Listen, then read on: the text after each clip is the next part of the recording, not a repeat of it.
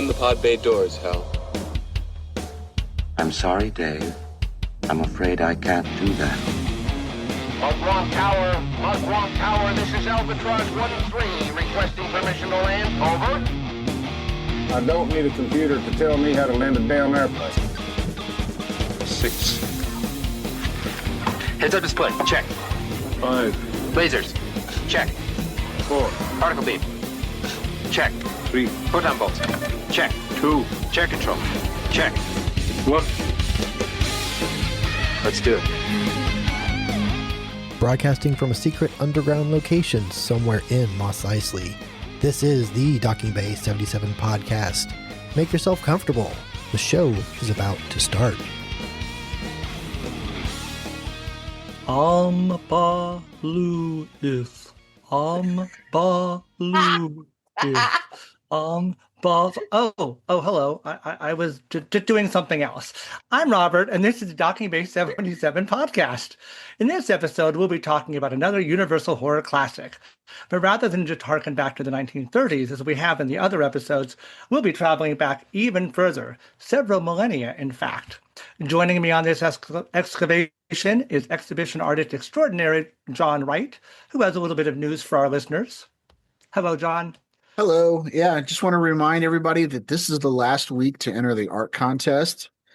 And to enter, all you need to do is subscribe to my page, JW Art Studios, The Art of John Wright, the Docking Bay 77 Facebook page at Docking Bay 77, and like both those pages and comment on one of these episodes. And at random, we're going to pick a winner. That winner is going to get an 11x17 full color sketch of their favorite Universal monsters done by yours truly. That is so fantastic. And of course, also joining us is our no-nonsense, well, a little bit of nonsense, voice of reason, Amber Lewis. Hello, Amber. I am Amber Lewis, the great queen of the great queens, and I have come back to life. I thought I was the great queen, but okay, have it your way. Anyway. You're a queen, not the great queen. Yeah, fair enough. And I must say you both look smashing in your khaki and piss helmets. So let's see what we can dig up tonight. Listeners, if you haven't figured it out, we're going to be talking about the 1932 classic, The Mummy. Death, eternal punishment for anyone who opens this casket.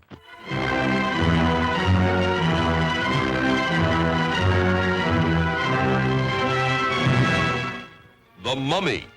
Is it dead or alive? Human or inhuman? You'll know. You'll see. You'll feel the awful, creeping, crawling terror that stands your hair on end and brings a scream to your lips. There's nothing on earth like The Mummy. You will not remember what I show you now, and yet I shall awaken memories of love and crime and death. Now I know his horrible plan. He is going to kill her and make her a living mummy like himself. Now, if you've listened to others in this series, you'll be hearing a lot of familiar names, including director Karl Freund and screenwriter John Balderston, among others. Even the score was a retread, but that was part of the glory of the studio system back in the day.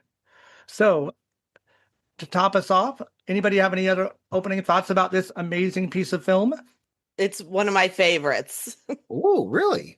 Yes, I love it so much. Wow. Okay, I'll save my thoughts until we get into the discussion because I have a few things to say. Oh no! All right. Well, Not necessarily bad. Not necessarily bad.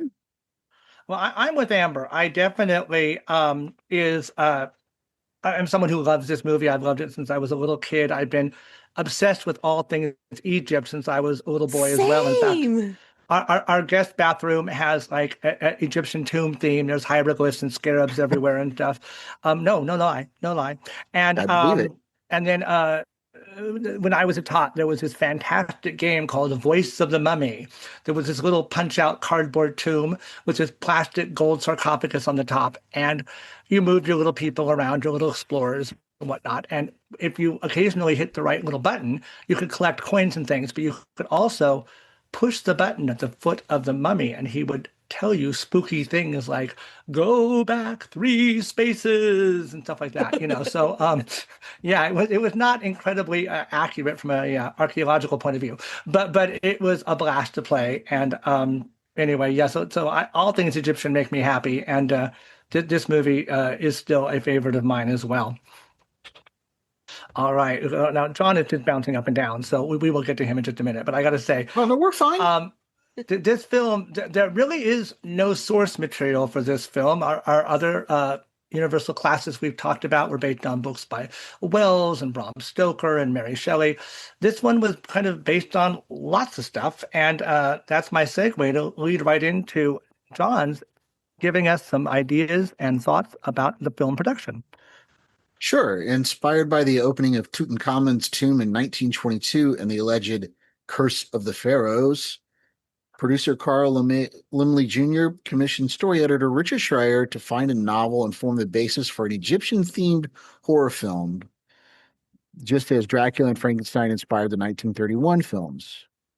Schreier didn't find anything, and although the plot does bear a strong resemblance to a short story by Sir Arthur Conan Doyle entitled The Ring of Thoth, Schreier and writer Nina Wilcox Putnam learned about a character named Alessandro Cagliostro, and wrote a 9-page treatment entitled Cagliostro. The story was set in San Francisco and was a 2,000-year-old magician who survives by injecting nitrates. Pleased with the Cagliostro concept, Laemmle hired John L. Balderston to write the script. Balderston had contributed to Dracula and Frankenstein, and coincidentally had covered the opening of Tutankhamun's tomb for the New York World when he was a journalist, so he's more than familiar with a well-publicized tomb unearthing.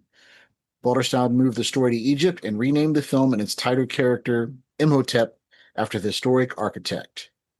He also changed the story from one of revenge upon all the women who resemble the main character's ex-lover to one where the main character is determined to revive his old love by killing and mummifying her reincarnated self before resurrecting her with the spell of Thoth.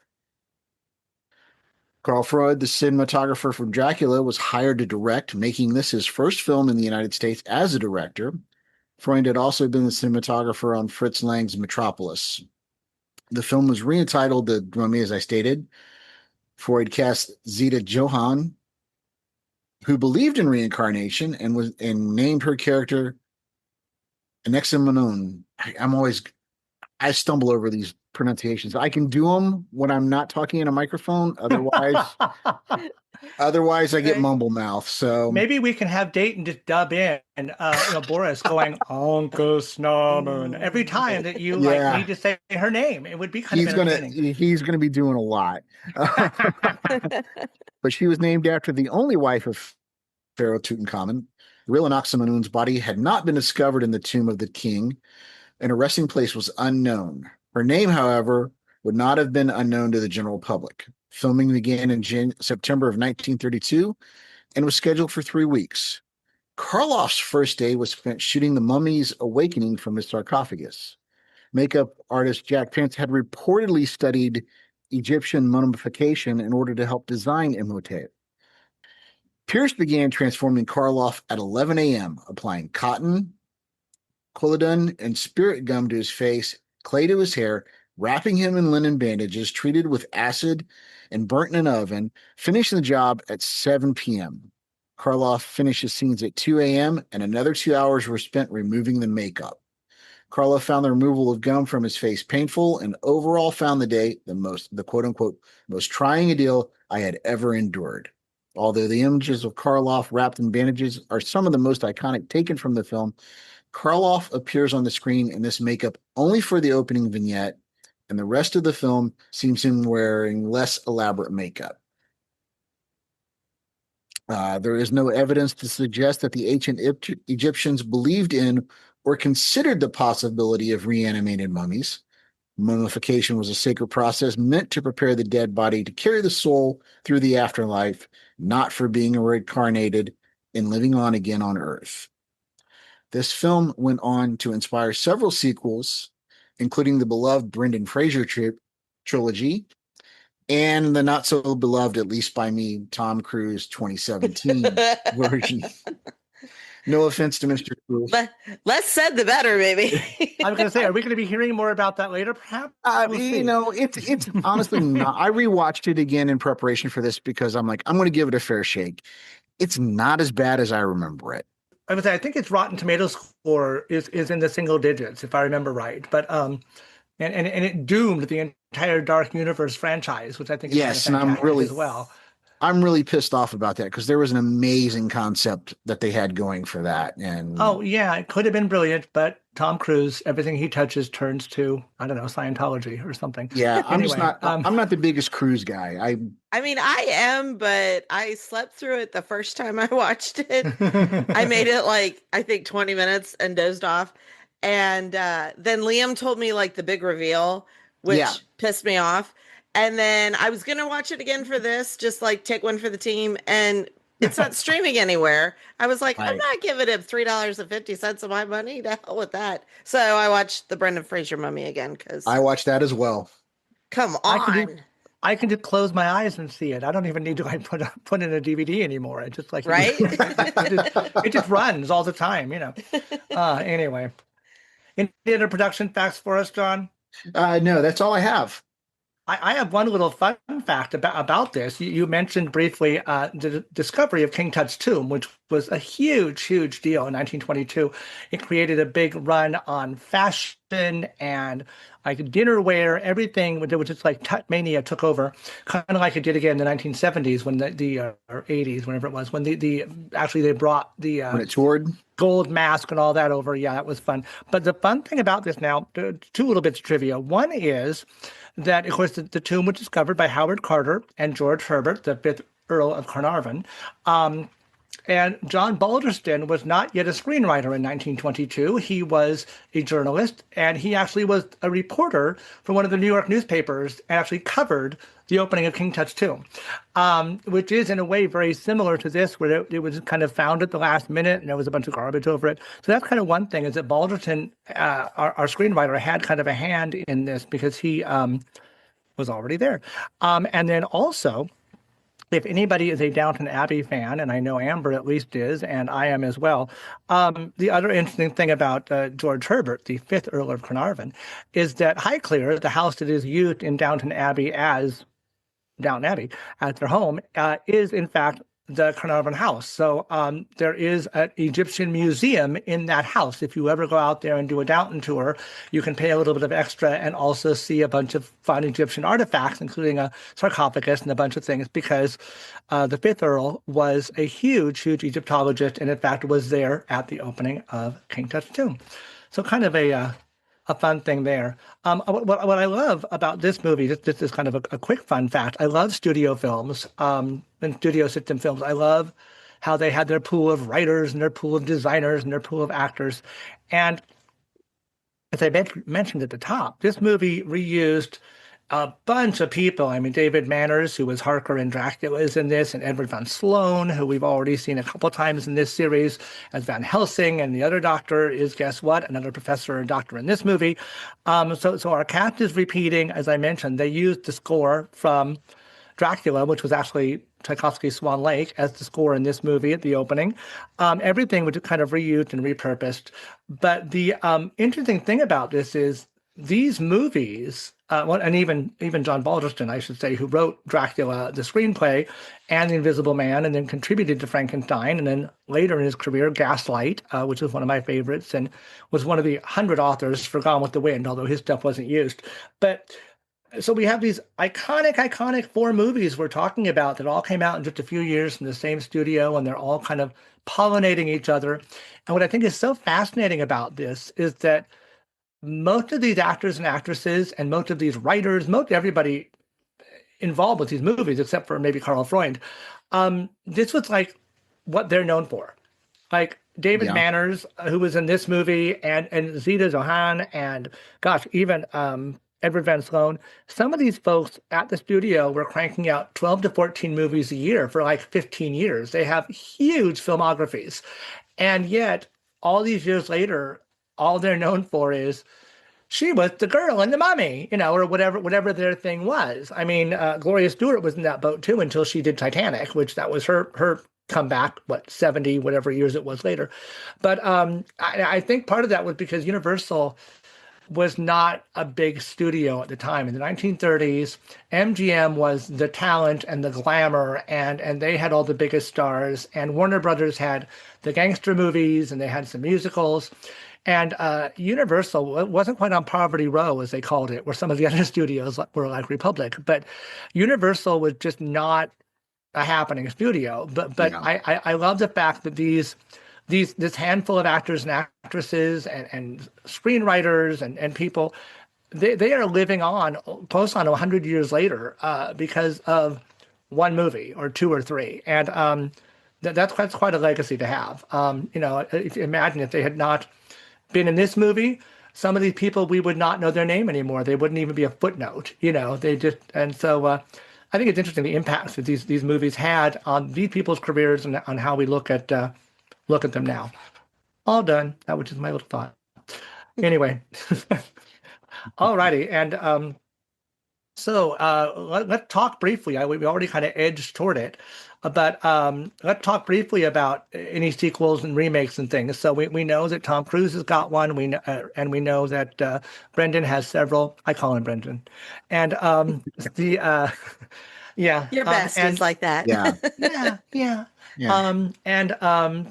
There have been numerous. I mean, Hammer horror in the 50s and 60s tried some mummy stuff too. I mean, it is such a trope. I mean, you think about Scooby-Doo has mummies. Everybody's got mummies. But what all do you think? What are the good sequels? What are the bad sequels? Are there any things we haven't or have touched on that we want to revisit again before we move along? Well, I think the sequels kind of destroyed the Mummy in some ways until the Brendan Fraser movie, because they turned it into, the thing about this movie, like John said, Karloff is only in the Mummy getup for like 20 minutes. If that. And I mean, it's only that most of the time he's not moving. He just he looks fabulous. And you want more of that. So, of course, with a sequel, what are you going to do? You're going to give the people what they want. They want more. And then you end up with this trope of, he kind of has like one leg that doesn't work. Right. And he kind of staggers after you like, okay, I could walk faster than this guy's chasing me. Well, right. And so it took the fear away. It took the... Well, I don't think of this movie as a horror movie. I think of it as almost like a love story or a tragedy than it is a horror movie. But the opening is so scary. Yeah, it is. When he opens his eyes, like you die. Well, what I think it's interesting is that, and maybe next year when we start doing more Universals, we can talk more about these. But all the other films we've covered, Invisible Man and Dracula and Frankenstein, their sequels are sequels. The story goes on, and a bunch of them were done in the 30s. The majority of these sequels for those films were done in the rest of the 1930s, early 1940s. The Mummy did decent box office, but because it was kind of this closed story and it wasn't really a horror film in the same way, it was just uncanny, that it wasn't until like 1940, I think it was, the next film came out, and they're not considered sequels because it's a different mummy. His name is Karis, and the plot's kind of the same in the opening film where he's buried alive because he loves the girl and blah, blah, blah.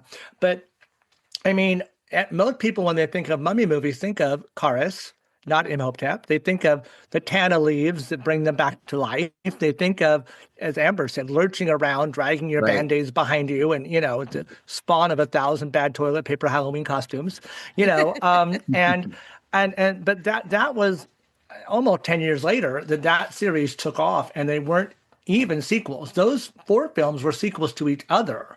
They told the continuity was crap, as often was the case back in the day. But they were kind of a continuation of the same story with the same characters and so on. And at that point, they were full-on horror. They were the mummy going to walk at you in slow motion, and you better crawl away as fast as you can, otherwise he's going to grab you. So I think this film is unique in our quartet we've done, that it didn't really create the monster as we all think of him today, or even, not the same name, not the same look. And we do just get that little 15-minute bit of Boris wrapped up in bandages, and I don't even think we really see him full length when he finally comes to life. We get the great eye open, and we see him kind of like, I think we see the hand, and we see like his leg going out the door. But anyway, yeah. Sequel wise, the 40s ones are separate. When I was rewatching it today, it kind of, when you get toward the end and he's gonna, sacrifice Helen, it felt kind of like those Vincent Price, Edgar Allan Poe movies. Oh yeah. From like the 60s where he was like, he was always crazy. He was always going to kill some girl. And it kind of had that sort of flavor. I was like, this is kind of more the grandfather of those than of any other mummy movie, really. Yeah, absolutely. And I think about, is it the Dr. Phibes movies that Price did in the 70s? Oh yeah. Yes. I'm obsessed by those movies. I love them. But same idea, where in this case he's trying to bring the girl back to life, but dead, and he's trying to resurrect her, and he's sort of dead. And I know none of it made sense, but it was so campy and fun. But this movie, and it was criticized when it came out, it was too close to Dracula. In terms of the plot and some very of close to Dracula. Yeah. That's probably my biggest beef with it. Yeah, and I think it's interesting that Balderton, the screenwriter, wrote them both, but he was another one, wrote so many movies, and other than Gaslight, which was an adaptation of a play, and Frankenstein and Dracula, which were adaptations of a play, this was one of the only things he wrote that he actually put a little thought into and wasn't just taking an already existing film and I put a lot of blame on the director too. Like, he was a hack. He should have stuck to cinematography, because he was such a bastard to our leading lady. Yes, he was. Oh yeah. No, Freund wasn't nice. Yeah, no, that's for sure. No. And so I think that a lot of the stuff that doesn't work, I kind of push on him. There's reportedly an incident involving lions where her death was, she was going to be fed to the lions in the past, and he and the photographer were in a cage, safe, and they kind of prodded her out in front of the lions, and then cut the scene. You cut the scene. Told her that he was going to film a scene with her topless from the waist up, and she said, "Okay, if you can get it past the censors, I'll do it." I love that she called his bluff. Yeah, she supposedly made a very big effort to make it a very professional working relationship. She invited him and his wife over for dinner. Just for some reason, it was oil and water. Those two just did not get along. Kind of reminds me of Kubrick and Duvall in The Shining, the way he made her life a living hell. Yeah. You almost wonder, is it just that men are jerks, or is it that maybe they're trying to elicit something out of a performance, or is it a little column A, a little column B? Who knows? Speaking for our gender, I'd say 9 times out of 10 were jerks. Yeah. I kind of wondered, reading between the lines, like, she wouldn't sleep with them, so... That's fascinating. I'm not calling your bluff on that. I'm in. I have no evidence, but I'm just saying. If I can't see you naked upstairs, let's just take it off here. Like, it's for the movie, like whatever. Yeah. She was, gosh, what an interesting looking woman. It's like her eyes are like half her face. And just well, and I like so her beautiful. deep voice. Like, she's got a great voice.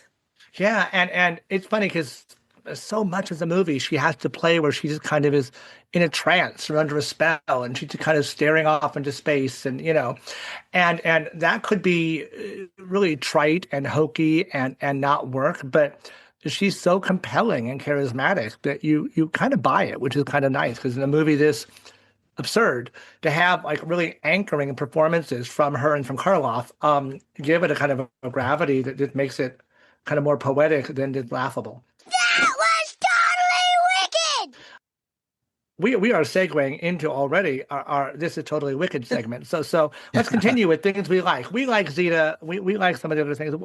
I'll go ahead and start with you, John. What are some things about this movie that you especially liked?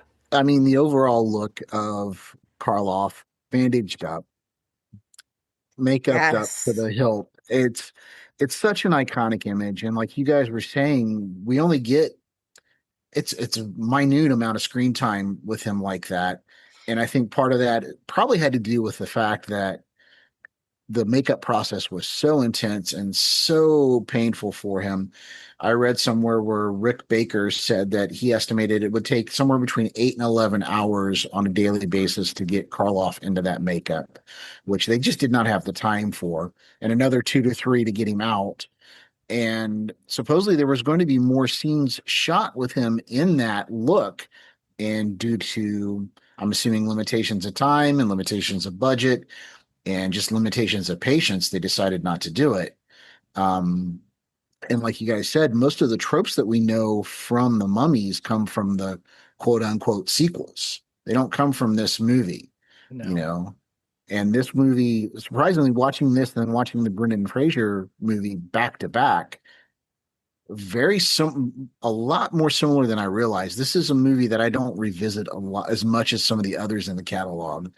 And I don't know why, because I don't dislike it. It's just something about it doesn't appeal to me the way that some of the others do.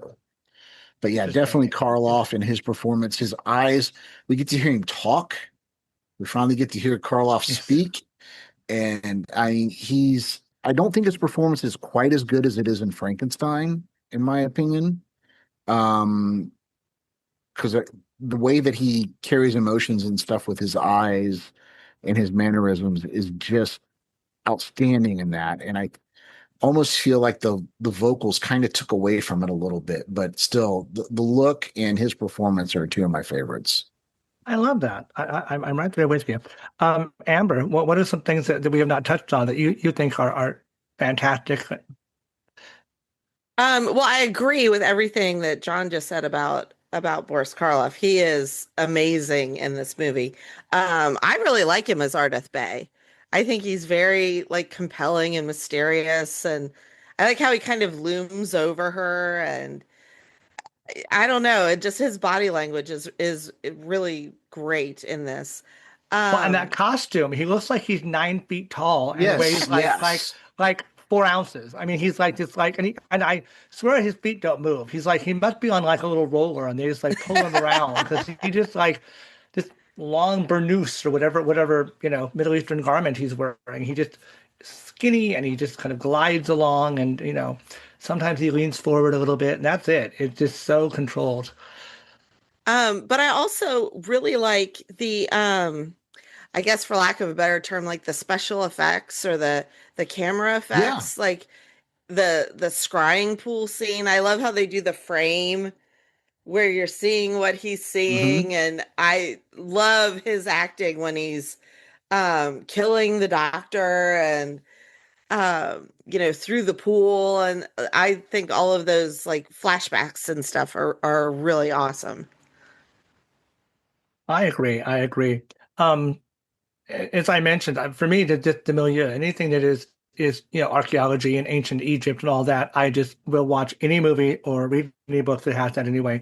And going over to Karloff, and in particular the cinematography of Freund, which I want to talk about for a second. But there's that one shot of Karloff where his head's sort of down and he's sort of staring out from under his brow that they use a bunch of times throughout the movie, and it is stunning. It is such a fantastic shot. I don't even begrudge them that they used it so many times, but it is and the light that they used for his eyes is so much better than Dracula's. Yeah. I mean, I don't know if it just looks.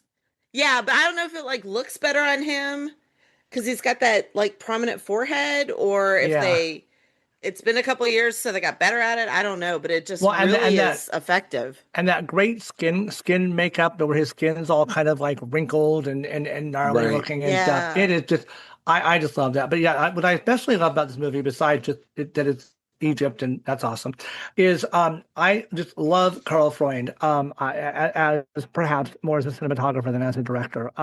He was so interesting, as John mentioned. I mean, he did Metropolis and a bunch of German expressionist movies that are super classics. At the other end of his career, he was the cinematographer for I Love Lucy. Yes, that was so brilliant. He met Lucille Ball at MGM in the 1940s. He would, weirdly enough, supervising a Technicolor movie that she was in. It was the first color film she did. We got to see her red hair. DuBarry Was a Lady. Fun musical, very silly. But they met there.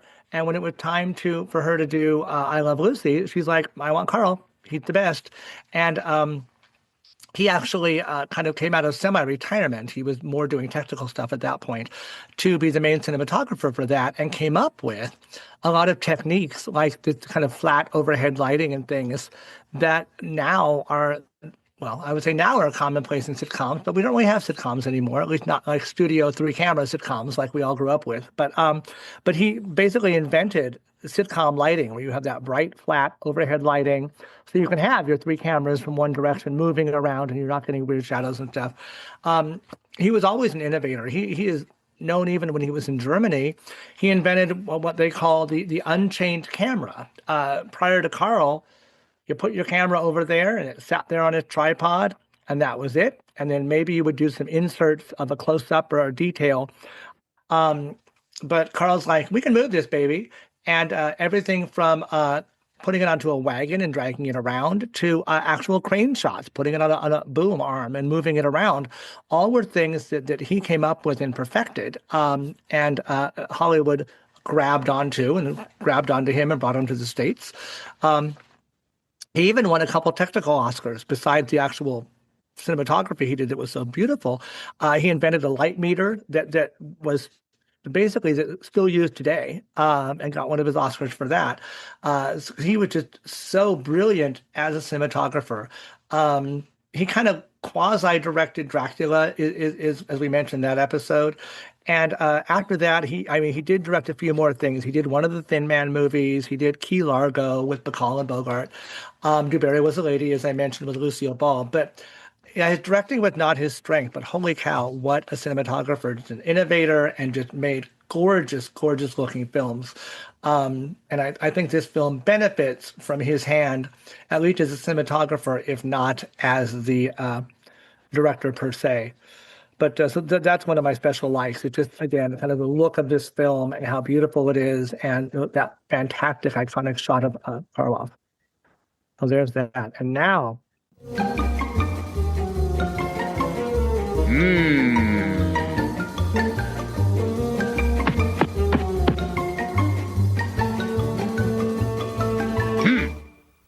No, sir, I didn't like it.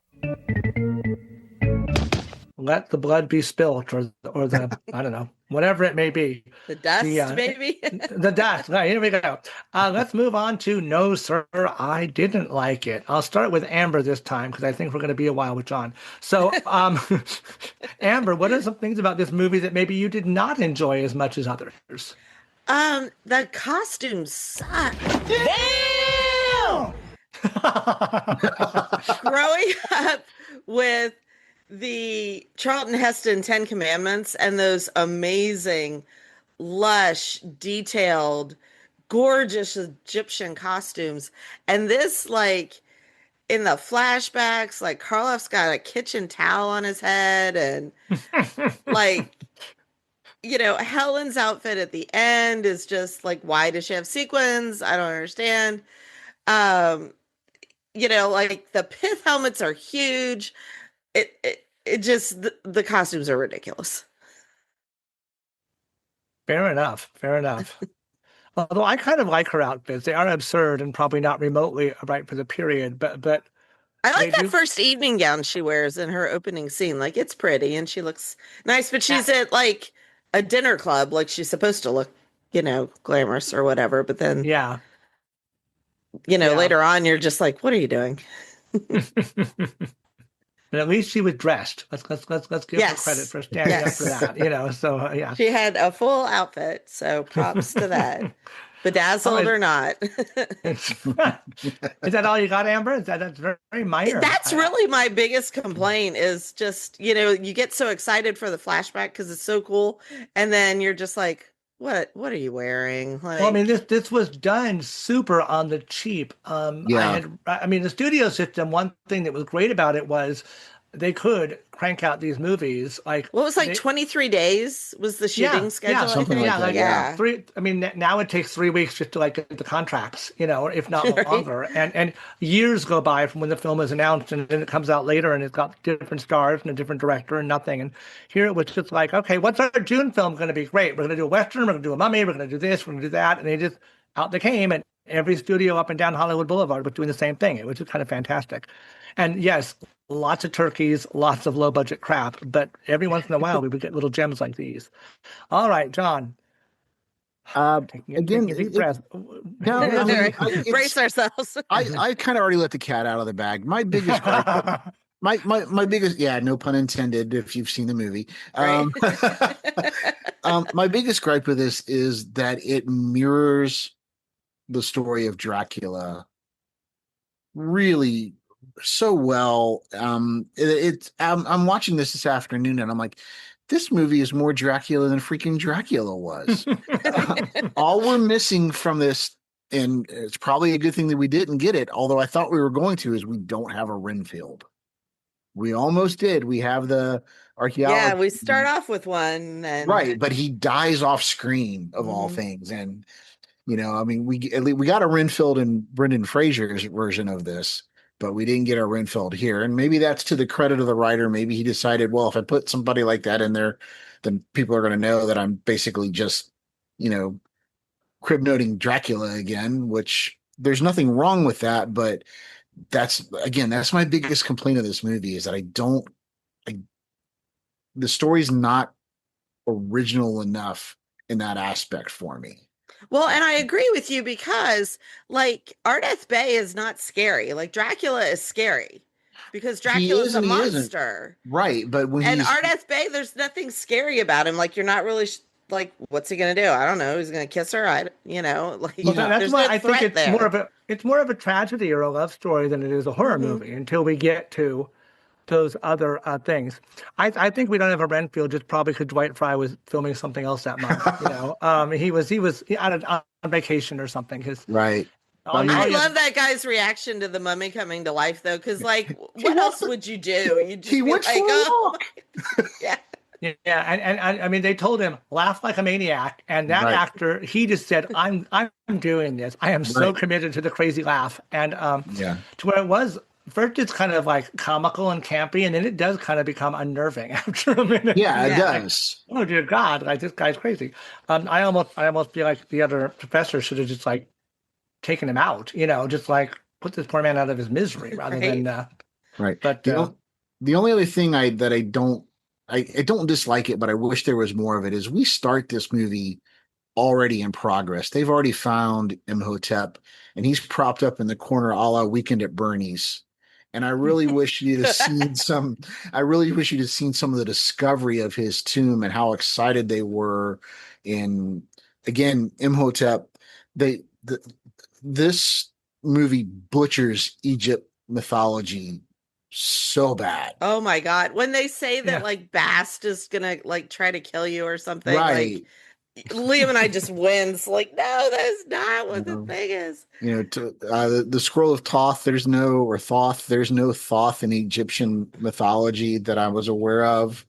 Imhotep is an architect, and some argue a scientist, and one of the few non-royalties to be ever exalted to God status in Egyptian mythology.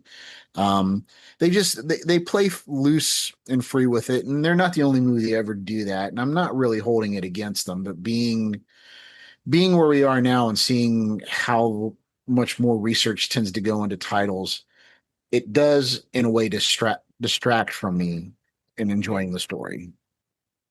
Well, and there is 100% like blackface too. So yes, and they're saying like the Egyptians can't have, the British have to take it for them. Like, and poor little Zeta going, oh, modern Egypt is crap. Look at it's right. It's like it's like These people are terrible. It's like, give me the old days. I get the intent, but it does read wrong. John, Right. just to do a quick fact check, there was, in fact, an Egyptian god Thoth. It's the ibis. Oh, I'm sorry. But there's no scroll. There's the whole Yes, scroll. I'm sorry. thing, I misspoke. that was made up. That's okay. I'm just, Yeah. like I said, little nerdy 7-year-old Bobby who could like write He's his got name in a hieroglyphs. actually. In hieroglyphs, it is now having to like say, no, there was a Thoth. You But, know, and Amber, you brought up the blackface, and what's interesting about the character or the actor that played the quote unquote the Nubian, which oh my god, Jesus. but he was actually the president of a studio that was for and run by African American actors, established in 1916. There was only one Caucasian person that worked at that studio, and he was taking on roles like this in order to help fund the studio. well, and Noble Johnson, That was his name. Thank you. he was amazing. He was in The Most Dangerous Game. He was in King Kong. He was in Son of Kong. He had a great career off to the side, but then he was doing, as they called it at the time, a lot of Negro cinema, which he was one of the kind of the founders and guys of, and he lived well into the 1970s. Yes. And it was just great, but he was so busy. They loved him as an actor. So I mean, he was in the original Ten Commandments. He was in Fu Manchu. He was in lots of things. He even worked with John Ford, and She Wore a Yellow Ribbon. Of course, in that movie, he was playing a Native American because red, brown, black. Right. It's all It's fine. Well, I'm not blaming him. He sounds fascinating. I'm just saying. Right. Yeah. No, As far as the no, it's studio unfortunate. goes, that's the bullshit. Yeah, I'm and just unfortunately, glad they gave him a costume that was more than just a loincloth. I mean, I'm sure this guy was Right. like, yeah, I have clothes in this movie. I'm not wearing a Yeah. loincloth and a bone through my nose or some, nonsense like we would see in other movies. We can't look at any of these movies as being terribly progressive. That's for sure. And of course, I was also one of my few dislikes of this movie is just I have an interest in archaeology, but just watching the way they're just like Yep. picking stuff up with their bare hands and like whacking at them with chisels and just like we know a little bit better now. And I guess since you were going to take it all home to England anyway and screw the Egyptians, it just didn't matter what you did with it. But it does. I was like, any real archaeologist is probably just fainting dead away at the idea of just take a chisel to it. Oh, well, got a jackhammer? Right. Sure, let's go. Whatever. And Yeah, when they find Anaxtunamun's like temple and the seal is still there, like they don't do it, but I'm waiting for him to like just take a hammer and chisel and like, Right. let's knock that off so we can Right. get in there. yeah, not even take a photograph of it. Just be like, Yeah. and here we go. Yeah, This like, is in the way. yeah, yeah. It's a one of a kind find, but garbage. Yeah, no, I there, yeah. For the colonialism and all that, it is a little bit much to take. But mostly it sounds like we did enjoy this. That's exciting. So Why are you smiling like that? I just like to smile. Smiling's my favorite. Make work your favorite. That's your favorite, okay? Okay. Work is your new favorite. Fine. let's move on to some favorites. So I will start this time with John. Who's your favorite character? I have to kind of lean in towards the Imhotep. I can't not pick Karloff. I mean, the studio was building, essentially going to try to build the studio on Karloff. I think they were even marketing him as Karloff the Great or something like that in marketing because they were that 100% behind him. And his performance, although I don't think it's quite as good as his Frankenstein performance in this, is really, really good. And Amber, you said you don't feel like he was scary. I think some of that I think falls on how they shot him. More close-ups and some dramatic lighting on his face or something like that at times. Well, no, I think he is scary. I don't think his character's motivation is scary. So it's just, is it the Because like appearance of the Dracula, you're character? worried he's gonna bite your neck and Gotcha. churn you and stuff. And Ardeth Bay, you're like, what's he gonna do? I don't know. Yeah, As because long as you're not standing between him and his woman, he doesn't. He can Right? be normal, more or They less. don't really establish what his quote unquote powers are or how he restored himself. Yeah. Yeah. And like nobody all- knows that he killed the doctor through the scrying mirror. So And it's interesting because he doesn't, and I feel like it could have added some jeopardy. he doesn't seem to have any like conflict or any threat. It's not like if he doesn't resurrect her within a certain amount of time, he will revert to being dead again. Or there's no. Right, he's waited 10 years at this point at the start of the movie to do this. So. Yeah, and it had been some kind of ticking clock, maybe that like right. Not only does he love her, and he's loved her for centuries, which we'll never see because that footage is gone. But it would have been great to have him some kind of conflict besides just people getting in his way, which is what happened. Which minor conflicts, but it wasn't the same as. And you have till the full moon to do this, otherwise something like lose that. her persona, whatever. But I'm not John Balderston. I can't steal from other people's plays and come up with stuff that fast. Anyway, so one vote for Ardath Bey. How about you, Amber? Favorite character? I agree with John. Like Boris Karloff is amazing. I think he is absolutely fascinating to watch. And he just pulls your focus in every scene that he's in. And so that's why I love this movie so much, is because I love watching him. Well, it's going to be a trifecta. I am right there with the yeah. And it's all about Karloff. I mean, the character is already poignant because, I mean, all he wants to do is bring her back. Somehow or other he got brought back. I mean, first he dies for her. They bury him alive, which is probably not fun.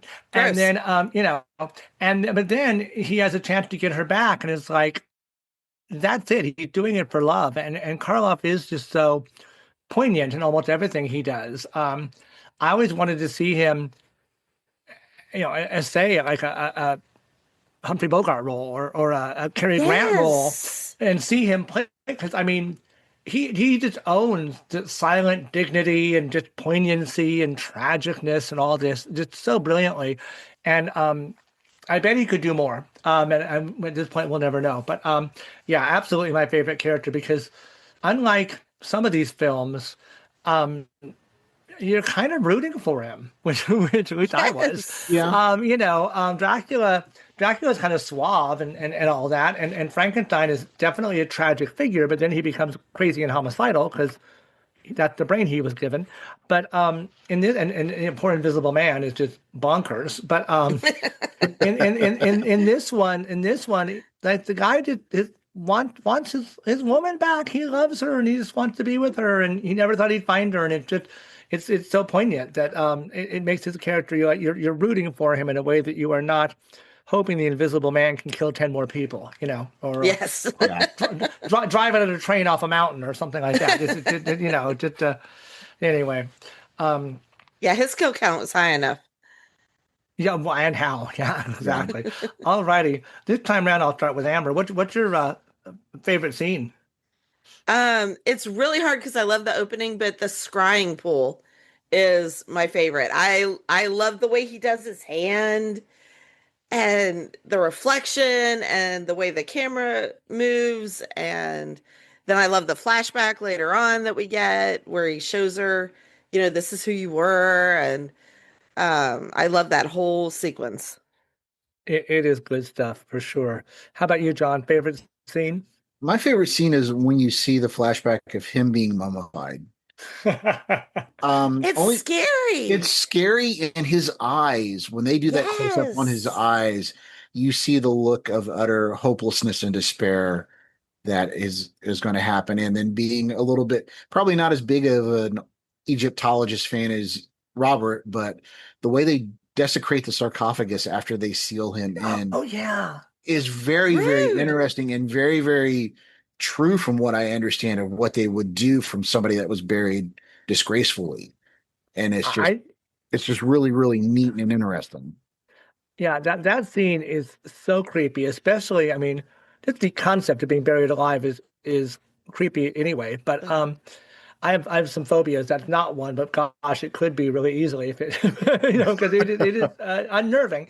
But yeah, that scene is great. And then that last Band-Aid they put, you're like, he's gone. Like they've covered him up. It is just kind of one of the only goosebump moments in the film. But again, it's not really so much scary like blah, and drink your blood. It's more just like, oh boy, that is wrong. That is just so wrong. Right. So it's scary because of the inhumanity. But yeah, my favorite scene, I think I'm stuck on the opening. I love the whole digging up tombs and to Amber's point, God, when that guy goes nuts, that is fantastic. Just that maniacal laughter and all that. And just the subtlety of it, rather than a big on fist fight brawl with the mummy, we see the eyes open and we hear a little sound and the guy gets suspicious. And then there's a hand. It is, they do so much with so little that it makes it just fantastic. And when those eyes open, oh my gosh.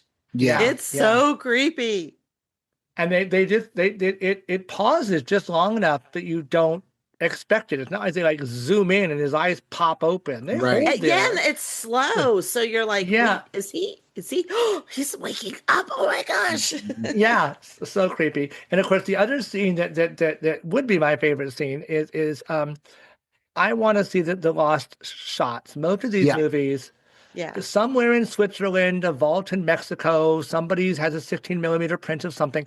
They have turned up so much stuff. I mean, the old Dark House, which I love from James Whale, one of our Universal's classics, was lost for 35 years. No one even saw it in the 40s and 50s and 60s. It was gone, and they found a print, and now we can watch it and admire it. And there was, they believe, maybe close to a half hour of footage that was shot. It wouldn't have all ended up probably in the film anyway, but of poor Helen going through the decades as a Roman centurion's wife and doing this and doing that. And apparently in every time she died horribly and tragically.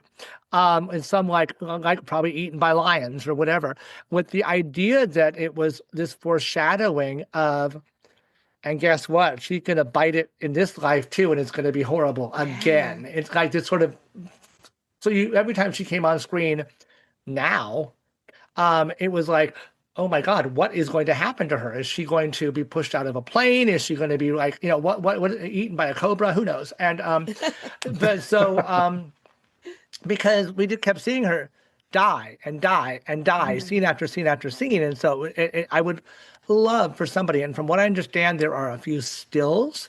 There's actually an actor, I forget what he's like, Viking or Saxon or something. There's an actor who has a credit. Yes, Saxon, who's credited in the film. I think that might be my new stage name, Saxon Warrior. I mean, it sounds like a name, right? Anyway, just call me Saxon. Anyway, no, there's a couple stills. And there's some treatments of kind of what the scenes were roughly about. There's the story about the lions and the story about the nudity and stuff. But my favorite scene might be the one that I imagine where we get somebody somewhere finds in a vault somewhere, the missing 20 minutes that was edited together or whatever it was, so that we could see it again. So that's my hopeful favorite scene that we can talk about in another go around or two of these films. I was going to say that actually makes her performance in the hotel where she wants to be dressed up and she calls in her vanity and stuff like that. It's almost like she's resigned herself to this fate that I'm going to die. Yeah, that makes that performance make that much more special, and that performance makes so much more sense now. Yeah, yeah. And she was an excellent actress. Apparently, she was a stage actress for years. She went back to the stage. I mean, so she was not just sort of this sort of exotic half-caste woman with big eyes who could be glamorous and maybe Egyptian. She was a legit actress. And I think, based on what she was given, I think she did a great job in this. But it'd be nice again to see her in something where she didn't just slink around and sigh a lot and stuff, but such is screenwriting in the 1930s for women, and perhaps sometimes still today. But anyway, honestly, Anyway, all right, final of our favorites. So I think this is going to be kind of another trifecta, I'm guessing, unless someone pulls a wild card out. But again, this time I'll try it with you, John. Favorite remake, sequel, reboot, whatever, revisiting of a mummy story. All right, since you said wild card, I'm going wild card, just to keep it from being a trifecta. I'm going to go with a much beloved B movie classic by one of my favorite B movie actors, Bubba Hotep, starring Bruce Campbell. Bruce. Okay. Bruce, I love There that it is. movie just for the sheer. Just for the title alone. Oh, it's you have Ozzie Davis playing John F. Kennedy, Bruce Campbell playing Elvis, and a mummy. What more do you need? So true. So true. Oh my gosh, Bruce Campbell. I what a star. And one of the nicest guys I've ever had the pleasure of meeting. Oh, nice. Oh, lucky you. We saw him once for a little bit. My husband was doing flowers for a daytime show that was filming at Universal, and I would tag along sometimes. And early in the morning, we would run around and like look at the Psycho House and do things. But when we were leaving one time, he was doing his Briscoe County TV show, which is super fun. If you have not seen it, it's a fantastic show. Weird, but fantastic. Some of our friends from Lost, Carlton Coos and some of the behind-the-scenes people from Lost were involved with that show before they got to Lost. But anyway, but yeah, he came walking the other way, and I'm normally not starstruck, but I was like, it was very exciting to like see him walk by. But yeah, so Bubba Hotep, I need to revisit. I saw that when it came out, and I've kind of forgotten about it. So thank you for the reminder. How about you, Amber? Can you top the hat nonsense with some better nonsense? Well, I can, because oh, okay. My vote is for Night at the Museum, Battle of the Smithsonian, where Hank Azaria as Kamen Ra does a Boris Karloff impression. God, you know what? I never put that together. Yes, and he did it on purpose. Like it was. Oh, sure, yeah. You know, well, completely Azaria deliberate. Can mimic anybody, so yeah. Yeah. And damn, I just realized how spot on that was too. Yes. Wow.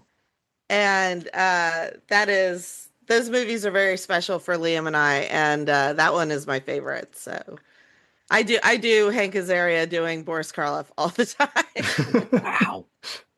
Can you like layer in his character from Birdcage too, and like kind of like make it like I don't know, whatever. We'll just kind of like Pill tablets. we'll just kind of put up all these areas in one character. Holy cow! Wow!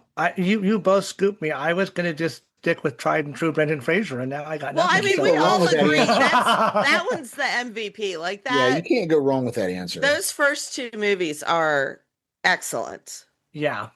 Like absolutely spectacular. Yeah, I remember sitting in the theater for when the first one came out, and the old Universal logo with the plane and all that. The audience cheered. We all screamed and cheered. And then when we got to see Bernard Fox at the bar as the old Colonel, the whole audience was like, "Wow!" It was like, Dr. Bombay. Oh my God! It was like it was such a well done movie, and a real such an affectionate nod toward those kinds of movies, but also fun in its own right. So, I'm sticking to that. All righty. So we are coming close to our final words and ratings. So on a scale of 1 to 5 scrolls of Thoth, fictional or otherwise, Amber, how many scrolls are you going to give this movie? I'm going to give this one 3 scrolls. It's not as good as The Invisible Man, because there is no Una O'Connor. But can you imagine? Oh, she sees the mummy and she's like, "Wow!" Like one jumps on the table. Yes. Except she'd either have to play a maid or she'd be in blackface, and either way, it's sort of depressing to imagine. So, right. Let's both aren't great, but make her the nurse. Let's leave Una her dignity and let her be out of this one for a change. Yeah, but I love this one. But yeah, it's not. There are other ones that are better, so I gave it 3 scrolls. Fair enough.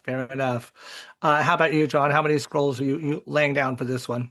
Like Amber, I think I'm going to have to give it a solid 3 scrolls. I think visually, it's a better movie than some of the ones we've seen previously. Story-wise, it's not a bad story. Like I said, I do think it copies from Dracula a little too much. but I think it's not on par, at least sentimentally to me, with something like Frankenstein. I just enjoy that cinematic version better than this one. But again, it's a classic, and it definitely deserves to be viewed. Nice. I'm torn. I may have to give it at least a 3.5 scroll. I don't want to tear a scroll in half, but I guess after all the desecration we've already seen, what's a ripped in half scroll? So I'll give it 3.5.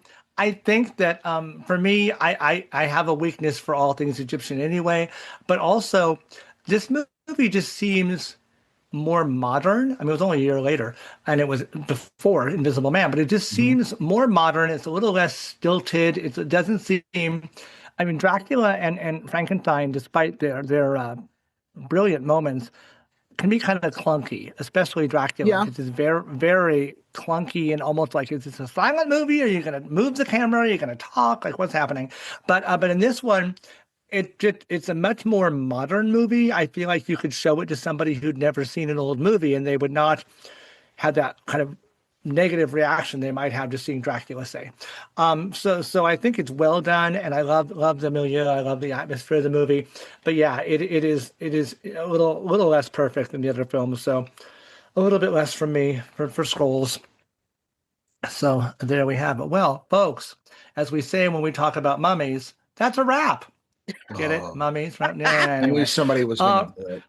Yeah, well, I saved it for the end. Anyway, I want to thank my guests for sure. Amber, thank you again for joining us tonight.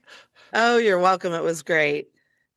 And John, thank you as always. You have been the other half of this whole series and have been fantastic. I've been loving all the production notes. I learned so much.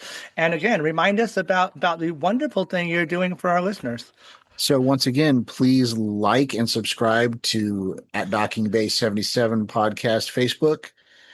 Like and subscribe to the JW Art Studios, The Art of John Wright Facebook.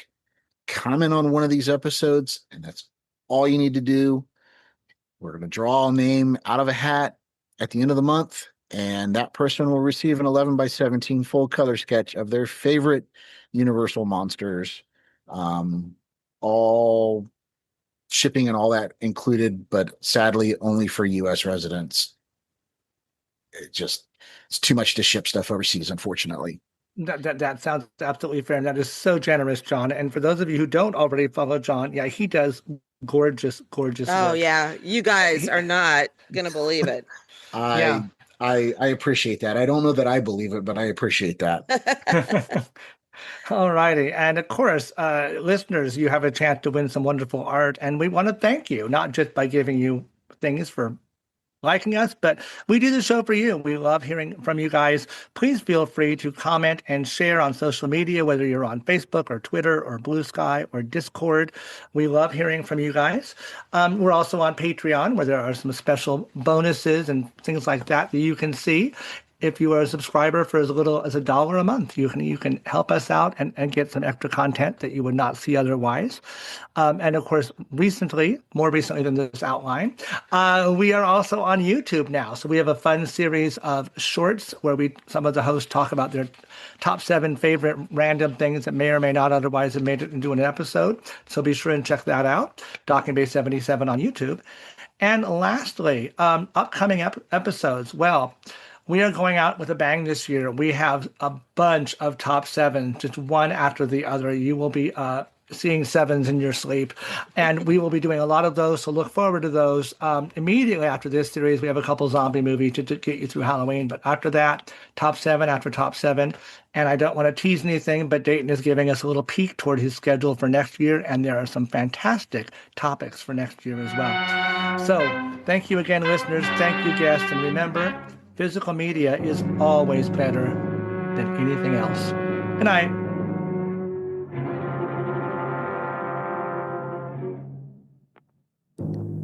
The Docking Bay 77 podcast is produced and edited by Dayton Johnson, recorded with Rode Pod mics, the Zoom PodTrack P4, and edited on Audacity. Opening music provided by Eric Jason Brock. You can find him on YouTube and Bandcamp. Thank you for listening.